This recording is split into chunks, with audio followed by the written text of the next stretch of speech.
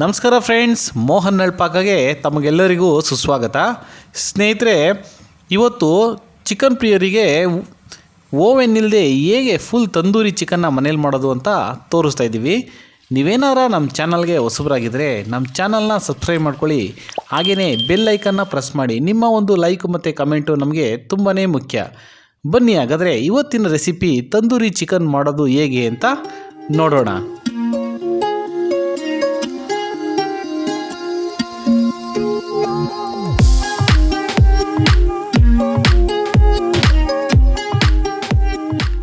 ಮೊದಲಿಗೆ ನಾನಿಲ್ಲಿ ನೋಡಿ 1.5 kg ಆಗುವಷ್ಟು ಒಂದು ಕೋಳಿನ ತಗೊಂಡು ಫುಲ್ಲು ಸ್ಕಿನ್ ಔಟ್ ಮಾಡಿಕೊಂಡ್ರೆ ನಮ್ಮದು ತಂದೂರಿ ಚಿಕನ್ ರೆಡಿಯಾಗುತ್ತೆ.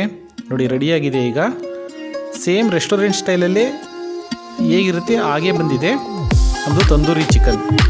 ಈ ವಿಡಿಯೋ ನಿಮಗೆ ಇಷ್ಟ ಆಗಿದೆ ಅಂತ ಭಾವಿಸ್ತೀನಿ ಫ್ರೆಂಡ್ಸ್. ವಿಡಿಯೋ ಇಷ್ಟ ಆದರೆ ಲೈಕ್ ಮಾಡಿ, ಶೇರ್ ಮಾಡಿ ಮತ್ತು ಕಮೆಂಟ್ ಮಾಡಿ. ಮುಂದಿನ ಹೊಸ ರೆಸಿಪಿಯೊಂದಿಗೆ ಸಿಗೋಣ. ಅಲ್ಲಿವರೆಗೂ ಬಾಯ್, ಥ್ಯಾಂಕ್ ಯು.